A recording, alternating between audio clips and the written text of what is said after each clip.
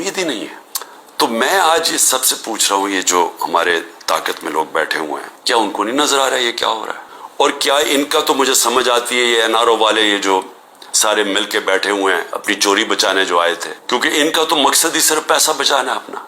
لیکن جنہوں نے ملک کو بچانا ہے اور جن کے اوپر جن کا جینا مرنا اس ملک میں ہے، کیا ان کو نہیں نظر آ رہا ہے یہ کیا ہو رہا ہے؟ اور یہ جو حربے استعمال کیے جا رہے ہیں، میں اب آگے یہ بھی سوال پوچھوں، کبھی تو ایک ہی پلان نظر آ رہا ہے. پلان یہ ہے کہ عمران خان کو راستہ کیسے روکنا اقتدار میں آنے سے، یہ بس پلان ہے.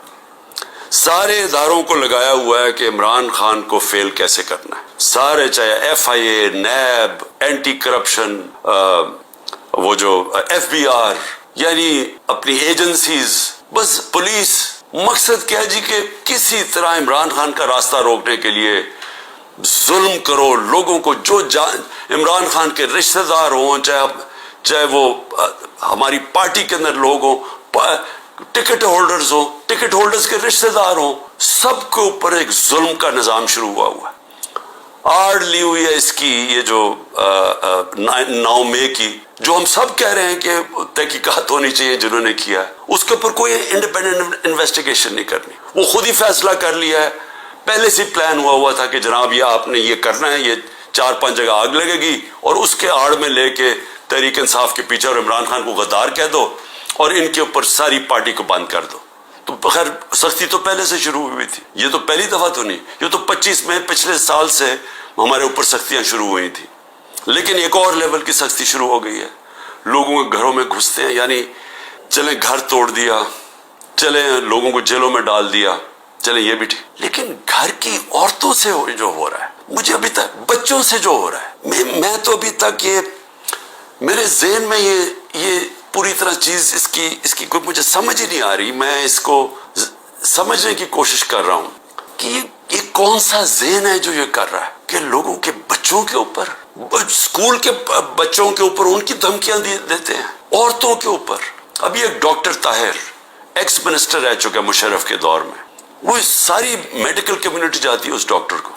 اس نے اپنی پوری کہانی لکھی ہے کہ کہتا میں گھر میں مجھے پتہ ہی نہیں تھا، نہ میں کسی مظاہرے میں شرکت کی ہے، گھر میں آئے، مجھے اٹھایا، گھر میں توڑ پھوڑ کی، بیوی کو بٹ مارے، بندوق کے بٹ مارے بیوی کو، اس کو جا کے چکی میں ڈال دیا، جو کہ وہ سزائے موت والے قیدیوں کو ڈالتے ہیں. وہ اس کے 2 مریض تھے، ایک مرگی کی مریض تھی، ایک اس کو سٹروک ہو چکی تھی.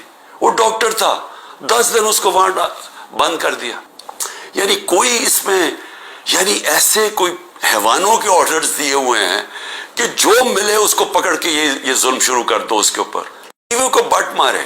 وہ کہتا اس نے اپنا لکھا ہے، کہتے چلے ٹھیک ہے، مجھے کیا، مجھے اٹھا کے، مجھے کھینچ کے، جس طرح کہ کوئی مجرم ہوتا ہے گھر سے نکالا انہوں نے، اور جس طرح گھسے رات کے 3 بجے. لیکن وہ بیوی کو بٹ مارنا، اس کے زخم کیے ہوئے ہیں. اور اسی طرح سارے یہ کہانیاں آتی ہیں کہ گھروں میں بیویوں، عورتوں سے، عثمان ڈار کی والدہ سے بدتمیزی، اس کو دھکے دے رہے ہیں. یعنی یہ ہمارا دین تو خیر، یعنی وہ نبی صلی اللہ علیہ وسلم نے وہ ہدایتیں کی ہوئی تھی کہ مخالف، وہ بھی جنگ مخالف کے دوران، مخالف کے ساتھ، نہ ان کی عورتوں کو کچھ ہاتھ لگانا ہے، نہ ان کے بوڑھوں کو، نہ ان کے بچوں کو. یہ ہدایت تھی جنگ کے دوران. تو یہاں تو اپنے لوگوں سے کیا جا رہا ہے.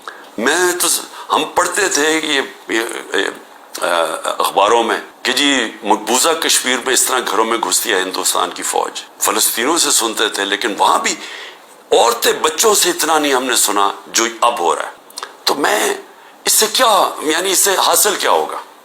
یہ جو ظلم کر رہے ہیں لوگوں کے گھروں میں، گھر توڑ رہے ہیں، بزنسز بند کر رہے ہیں، آگے بے روزگاری ہے، لوگوں کی بزنسز بند کر رہے ہیں، وہ لوگ بے روزگار، اچھا پھر نوکروں کو اٹھا کے لے جاتے ہیں. مجھے ابھی یہ نہیں سمجھ آئی، وہ بیچارے نوکر جو اپنی بیوی بچوں کا پیٹ پال رہے ہیں، ان کو اٹھا کے لے جاتے ہیں اور ان کو مارتے ہیں، ان کے اوپر ظلم کرتے ہیں.